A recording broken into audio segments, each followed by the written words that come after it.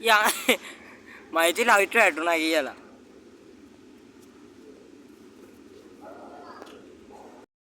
ඔව් තෙවන පන්දුව සඳහා යේනු ළමයි ඉෂදුව එනවා. ලවිත්‍ර මන්දීප අංක 33 දරන ක්‍රීඩකයා ගසනවා. ඔව් බලමු මේ බෝලේ කුමක් වේද කියා. අලංකාර පහරක් නමුත් යන්නේ නැහැ.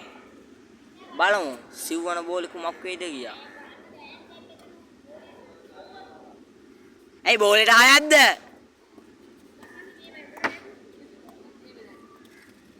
උඹ ගාපන් ගස. උඹ ගාපන් ගසන්නේ මෙහෙමයි කිය. මේ කීයට කීයක්ද? 2-12.